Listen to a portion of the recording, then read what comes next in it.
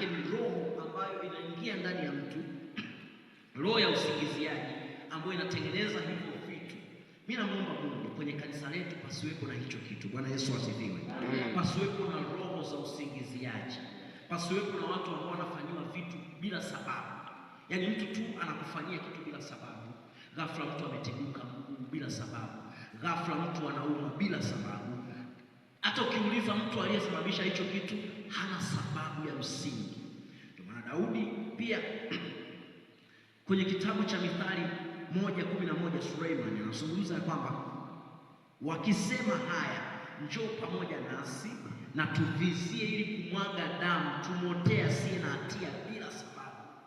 Maana yake usifanye kitu hicho, usishirikiane, usimzuru mtu bila sababu.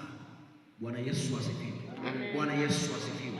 Kwa hiyo watu ambao wanaweza kutengeneza usingiziaji kwa mtu, wanaweza wakafanya vitu bila sababu yoyote ya msingi, bila sababu yoyote. Namkumbuka Bwana Yesu, watu walipokuwa wanataka kumuua Yesu alipokuwepo hapa duniani anafanya utume, kwenye kitabu kile cha Mathayo 26 na ule mstari wa 59 mpaka 60, lakini mimi nitasoma maeneo baadhi. Mathayo 26 59 mpaka 60. Ngoja nisome kwa mstari. Biblia inasema hivi: basi wakuu wa makuhani na baraza yote wakatafuta ushuhuda wa uongo juu ya Yesu wapate kumuua. Manake basi wakuu wa makuhani na baraza yote wakatafuta ushuhuda wa uongo juu ya Yesu. Manake walikuwa wanatafuta namna ya kumuua Yesu, wakatafuta ushuhuda wa uongo juu ya Yesu wapate kumuua. Manake bila sababu, hawakuwa na sababu yoyote, walikuwa wanatafuta sababu ya uongo, kwamba huyu mtu tunammaliza.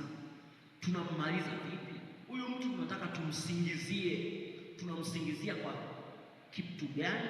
Wakatafuta ushuhuda wa uongo juu ya Yesu wapate kumuua. Mstari wa 60 anasema wasione wangao walitokea mashahidi wa uongo wengi. Maanake walitokea mashahidi wa uongo wengi, lengo tu waweze kumuua Yesu. Kwa Yesu hakuuliwa kwanza msalabani. Yesu alianza kuuawa kwa maneno kwanza. Kwa watu wakitaka kukuua, hata kabla hujafa watakuua kwa maneno kwanza. Ndio maana tulizungumza kwenye kitabu cha Mithali 18:21, anazungumza kwamba mauti na uzima iko katika uwezo wa ulimi. Manake kabla hata mimi sijaizuru familia yako, nikikuzuru kwa maneno, anguko likija kwenye familia yako, mimi nimeshakuzuru. Kwa hiyo hata kabla kanisa halijaingia kwenye mgogoro, kuna watu walizuru kanisa kwa maneno, walitamka kwa maneno kwamba tutafanya 1, 2, 3. Kanisa litapita kwenye mtikisiko. Kwa hiyo kanisa linapita kwenye mtikisiko, lakini ni kwa sababu kuna watu nyuma, kuna maneno yalitangulia.